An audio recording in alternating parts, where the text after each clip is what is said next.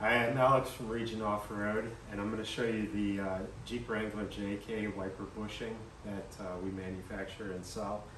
And this is a replacement for the factory wiper bushings on the factory wiper linkage.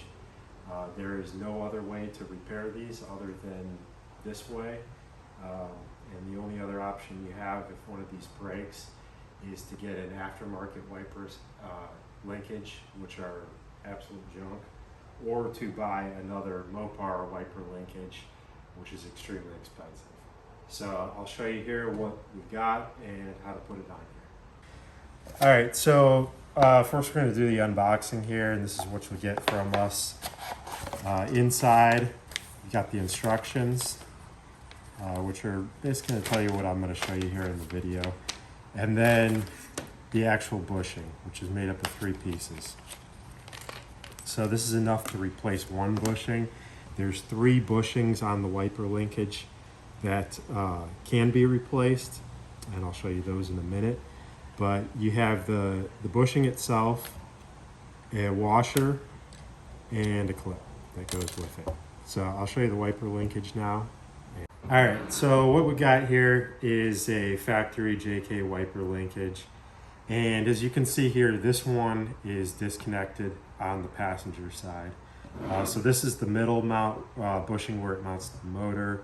You have the passenger side pivot here, which is disconnected, and then the driver's side pivot here. Usually when these break, what's going to happen is you're going to turn on your wipers, and one wiper is going to be moving and the other one's not.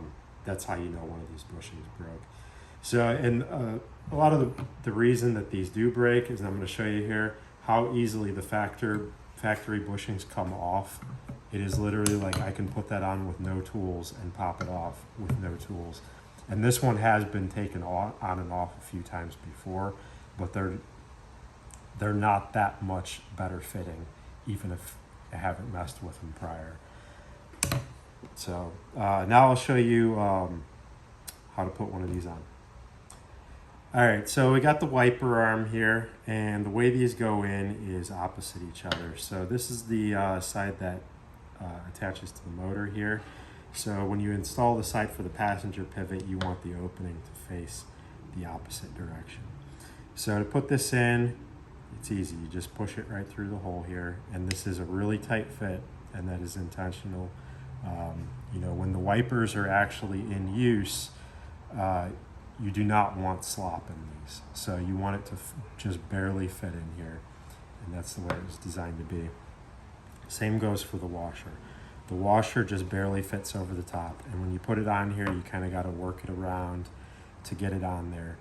If you do get one where it feels like it's just not going to fit, like it's absolutely too tight, you can take a little bit of fine grit sandpaper inside the washer and just take a little bit of burring off there, like from manufacturing, to make it a little easier to go on, but don't do it to the point to where you actually make it loose. And then once you get it on here, just kind of push it down on the table, and you can use pliers a little bit here to squeeze it on, make sure that it's fully seated on there. Kind of go around all the sides. So then you're going to take the clip here, and for this, it's also a lot easier if you use pliers to put this on. You put it on from the front here, and I'm going to fumble around doing this. But you want to get it from the back and push it on there into the groove like this. And once you get it in there in the groove, then you can kind of adjust it around a little bit. Get it so it's facing about like that, and then pinch the ends in to get it fully down so you can't see, you know, the clip if you're looking at it from the top. You want it fully down in the groove so it's totally seated. And then next I'll show you how to put this back onto the wiper linkage assembly. All right, so now to put this back on the wiper linkage assembly, you're just gonna, first thing, and I'm not doing it here because I'm not actually putting this one back in the Jeep, but put some grease on these pivot balls. That's just gonna help it go on, and it's also gonna help the life of it. but just to save some time in the video, I'm not going to mess with that.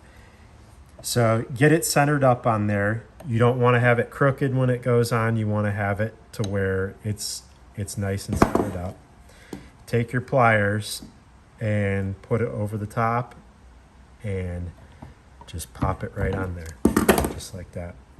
And when it goes on, you're going to feel that this is a really tight, good fitting connection. There's no slop in this at all. Now I'm going to show reconnecting the center part at the motor. And this is one of the bushings that is also replaceable. I'm not going to show that here, but I'm just going to show that if you do replace this bushing, where you have to push from, and that just went on without even using pliers. But when you do replace this one, push all the way from the back of this wiper arm onto the top of the bushing like that to get it on. Don't try to push from in here because you could damage something else in there doing it. All right, so last thing I'm going to show here is the possibilities of where these go, just to make sure that that's clear. This is the passenger side pivot bushing, which I just showed the installation of. This is the driver's side pivot bushing, and this is a factory bushing here, but you can also replace this one. This is where the passenger side arm connects to the motor here, and this is replaceable with our bushing as well. The only spot that is not is where the driver's side arm connects to the motor bushing. And if you look in here, it's a completely different bushing in that spot. These are extremely rare to break. There is no way to replace that one if it does break, but it's super uncommon for them to break because it actually is a good connection on that spot. The ones that commonly break are the three that I showed. So just be aware of that. If yours does happen to break in that middle spot, you're just going to have to get a new wiper linkage in that case. I've only heard of one person that had it break there, and they said that their wipers got caught in something in the car wash and it just thrashed them and tore up the whole thing. All right, so the last thing I'm going to talk about is the material that the bushing's made out of. These are made out of nylon. They're made through a process called multi-jet fusion. They're made in the United States. The material was picked so that they are resistant to both hot and cold temperatures. So, through any season, they're going to hold up well. And it was also picked for their durability and their flexibility. In order to put these on, obviously they have to be forced onto the pivot ball, so they can't be made from a material that's brittle. They would crack in that case, but they have to be able to withstand some abuse when these wipers are used, especially if you get ice on your windshield and they get stuck a little bit. It's going to put some force on these while they're in use. So we tested a lot of different materials when we first designed these, and this was the material that we chose that's going to be the most durable. It's also chemical resistant too, so putting grease on the pivot balls isn't going to hurt them. If oil gets on them, it's not going to hurt them or anything like that. So they're designed to last. All right, so that's the process for this, and at this point you just need to put your wiper linkage back into your Jeep. I didn't show removing this assembly or putting this assembly back in because there's already a bunch of videos on YouTube that show that process, but it's a pretty straightforward, easy process, and that's it. Thanks for watching.